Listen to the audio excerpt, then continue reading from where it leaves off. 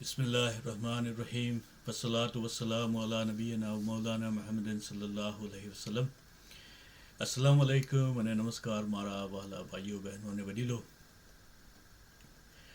આપનું સ્વાગત છે આપણી આ સિરીઝ ઇસ્લામ એક પુરાવા આધારિતનું સત્ય ના આજના પાઠમાં, આજના અધ્યાયમાં. આ એક એવી સિરીઝ છે, એક એવા પાઠોનો સંગ્રહ છે દોસ્તો, જે મુસલમાનો અને ગેરમુસલમાનો બંને માટે, અને શિક્ષિત અને અશિક્ષિત દરેક માટે સત્યને, ઇસ્લામના સત્યને સરળ, સ્પષ્ટ અને બૌદ્ધિક રીતે સમજાવવા માટે બનાવવામાં આવી છે. તો ખાસ આ રમજાનનો મહિનો પણ ચાલી રહ્યો છે દોસ્તો. ખાસ તો પહેલાં આપણે બધા માટે દુઆ કરીએ કે અલ્લાહ પાક તમારા બધાના પ્રયત્નોને, ઇબાદતોને કબૂલ કરે અને રમજાનની બેસુમાર નહેમતો અને રહેમતોથી નવાજે. તો આજે આપણે એક અત્યંત મહત્ત્વના પ્રશ્ન પર વાત કરીશું દોસ્તો. મટીરિયાલિઝમ કે ભૌતિકવાદ ખોટો કેમ છે, અને ખાસ કરીને શું ફિઝિકલ વસ્તુઓ જ ખાલી અસ્તિત્વમાં છે કે તેની બહાર પણ કોઈ ઊંચી હકીકત કે મેટાફિઝિકલ કે અદ્રશ્ય હકીકતો છે. હે ને, ઇસ્લામ આ મેટાફિઝિકલ રિયાલિટી કે અદ્રશ્ય હકીકતોને આલમુલ ગૈબ એટલે કે અનસીન વર્લ્ડ કહે છે. અને આ જે પાઠનો હેતુ છે કે આ અનસીન વર્લ્ડને રીઝન અને રિવિલેશન એટલે કે વહી બંનેથી સાબિત કરવાનો. તો અલ્લાહ કહે છે કે અલ્લાહ તમારો રબ છે, જેને આકાશો અને ધરતીને બનાવ્યા. તો આ એક જ વાક્ય દોસ્તો આપણને 3 હકીકતો શીખવે છે. કઈ? કે આ બ્રહ્માંડ બનાવેલું છે, આ બ્રહ્માંડ આશ્રિત છે, અને આ બ્રહ્માંડ જ બધું નથી, પણ તેના સિવાય પણ બીજું કંઈક છે. આ હકીકતોને ધ્યાનમાં રાખીને આપણે આજની આ દલીલનો પાયો નાખીએ. તો આપણા માટે આ જે હકીકતો છે એ એક સીમા નક્કી કરે છે દોસ્તો. અને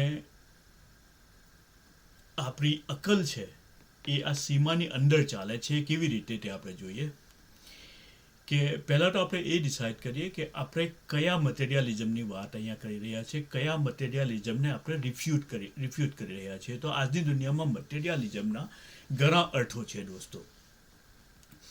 તો આ જે અધ્યાય છે, આજનો જે પાઠ છે, આપણે ભૌતિક સુખ સગવડોવાળા કે ભૌતિક જરૂરતોવાળા ભૌતિકવાદની વાત નથી કરતા.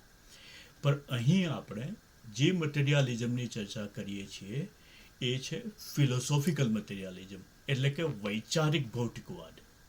બરાબર, આપણે વધુ સારી રીતે સમજીએ કે એ એક એવી વિચારધારા જે કહે છે કે મેટર અને તત્વ, અથવા તો તત્વ અને એનર્જી, તે સિવાય બીજું કશું જ નથી. બરાબર, તત્વ અને સમય અને એનર્જી એ જ અલ્ટિમેટ રિયાલિટી છે. મેટાફિઝિકલ રિયાલિટી અસ્તિત્વમાં નથી. અનસીન વર્લ્ડ એટલે કે અલગૈબ ખાલી એક કલ્પના છે. સોલ એટલે કે રૂહ નથી. એન્જલ્સ એટલે કે મલાઈકા નથી. અને એના મુતાબિક ગોડ નથી, કારણ કે ગોડ ફિઝિકલ નથી અને તેથી એ દેખાતા નથી. નઉઝુબિલ્લાહ. તો આ મટીરિયાલિઝમ છે, એક સંપૂર્ણ મેટાફિઝિકલ ડિનાયલ. બરાબર. અને ઇસ્લામનો પ્રથમ સ્તંભ છે કે ઈમાનુલ બિલ ગૈબ, એટલે કે ફેથ ઇન ધી અનસીન, અદ્રશ્ય ગૈબની બાબતો પર યકીન. બરાબર. એટલે ઇસ્લામ અને મટીરિયાલિઝમ એકબીજાના વિરુદ્ધ છે. હવે આપણે કેવી રીતે એ જોઈએ કે ઇસ્લામ કહે છે કે અસ્તિત્વના 2 સ્તર છે. એક તો આલમુલ શહાદ, એટલે કે ધ સીન વર્લ્ડ, જે દેખાય છે તે ફિઝિકલ વસ્તુઓ, જેને આપણે આંખથી, કાનથી અથવા ઇન્દ્રિયોથી અનુભવીએ છીએ. અને બીજું છે આલિમુલ ગૈબ, એટલે કે અનસીન વર્લ્ડ, જે ફિઝિકલ નથી પણ રિયલ છે, અને તે ફિઝિકલ રિયાલિટીને નિયંત્રિત કરે છે.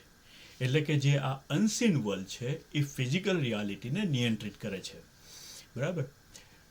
તો આ અનસીન વર્લ્ડમાં શું આવે છે? આ દ્રશ્ય જે વર્લ્ડ છે એમાં ઓબ્વિયસલી અલ્લાહ તાલા, ધ નેસેસરી બિંગ, એમાં શું શું આવે છે કે અલ્લાહ તાલા આવે છે એઝ અ નેસેસરી બિંગ. પછી રૂહ એટલે કે સોલ, મલાયકા, એન્જલ, અલ કદર, ડિવાઇન ડિક્રી, અલ આખિરા એટલે કે આખિરતની બાબતો વગેરે બાબતો. તો ઇસ્લામ મેટર એટલે કે તત્વને રિજેક્ટ નથી કરતો, પણ મેટરને લોવર રિયાલિટી માને છે, અને માને છે કે અલ્ટિમેટ રિયાલિટી મેટાફિઝિકલ છે. એટલે ખરી રિયાલિટી છે એ અલગૈબ છે. આપણા આસપાસની દરેક વસ્તુ કન્ટેન્જન્ટ છે દોસ્તો, એટલે કે શરૂ થાય છે, બદલાય છે, આધારિત છે, અસ્તિત્વમાં ના પણ હોઈ શકતી હતી, અને જે કન્ટિન્જન્ટ હોય તેને ડિપેન્ડન્ટ કંઈક જોઈએ. બરાબર. તો આ આર્ગ્યુમેન્ટ ફ્રોમ કન્ટેન્જન્સી જે છે આપણા આગળના લેસનોમાં આપણે શીખ્યા, અને એ એક એવી હકીકત છે જેવી 1+1=2 કેવી હકીકત છે એવી એક હકીકત છે. બરાબર. હવે આ જો બ્રહ્માંડ કન્ટેન્જન્ટ છે તો તેને અસ્તિત્વ આપનાર કંઈક નેસેસરી હોવું જ પડે, અને એ નેસેસરી બિંગ હોવું જોઈએ. કેવું હોવું જોઈએ? એ શરૂઆત વગરનું હોવું જોઈએ, અંત વગરનું હોવું જોઈએ, સ્વતંત્ર હોવું જોઈએ, બદલાવથી પર હોવું જોઈએ, જગ્યા અને સમયથી પણ પર હોવું જોઈએ, ક્રિએશન જેવી કોઈ મર્યાદા વગરનું હોવું જોઈએ. અને આ ગુણધર્મોને ક્લાસિકલ થિયોલોજીમાં અલ્લાહના પ્રાઇવેટિવ એટ્રીબ્યુટ કહેવામાં આવે છે, જે કુરાનના મુતાબિક છે. અને આપણે આ સિરીઝના ભાગ 3માં અલ્લાહ કોણ છે એમાં આપણે અલ્લાહના પ્રાઇવેટિવ એટ્રીબ્યુટ્સ જોયા હતા. તો આ બાબતે હવે મટીરિયાલિઝમનો દાવો શું છે દોસ્તો એ જોઈએ. કે મટીરિયાલિઝમનો દાવો શું છે? કે ફક્ત ફિઝિકલ વસ્તુઓ જ અસ્તિત્વમાં છે. તો આ વાક્ય સાંભળવામાં તો સરળ લાગે છે કે જે ફિઝિકલ છે તે અસ્તિત્વમાં છે, પણ જ્યારે આપણે ફિઝિકલ વસ્તુઓની મૂળભૂત હકીકતને ધ્યાનથી જોઈએ ત્યારે મટીરિયાલિઝમ પોતે જ પોતાના વજનથી તૂટી પડે છે. એ કેવી રીતે દોસ્તો? આગળ જોઈએ કે આપણે દરેક ફિઝિકલ વસ્તુના ગુણધર્મોને એક એક કરીને ચકાસીએ. પહેલાં ખાસ કરીને 5 ગુણધર્મોને આપણે જલ્દીથી લઈએ. તો ફિઝિકલ વસ્તુઓનો પહેલો ગુણધર્મ શું છે? કે ફિઝિકલ વસ્તુઓ શરૂ થાય છે. કોઈ પણ ફિઝિકલ વસ્તુ, તારો હોય, ગ્રહ હોય, માનવ શરીર હોય, અણુ હોય, એક સમય પર નહોતી અને પછી બની. બરાબર. તે શરૂ થાય છે, તે ઇન્ડિપેન્ડન્ટ નથી, તેને શરૂ કરનાર જોઈએ. અને મટીરિયાલિઝમ આ પ્રશ્નથી ડરે છે કે એને શરૂ કોણે કર્યો. બરાબર. મટીરિયાલિઝમ આ પ્રશ્નનો જવાબ આપતું નથી. બરાબર. અચ્છા, ફિઝિકલ વસ્તુઓનો બીજો ગુણધર્મ આપણે જોઈએ કે ફિઝિકલ વસ્તુઓ ખતમ થાય છે. જે જન્મે છે તે મરે છે, ઓબ્વિયસલી. જે બને છે એ તૂટે છે. જે ઊભું થાય છે એ ધરાશાયી થાય છે.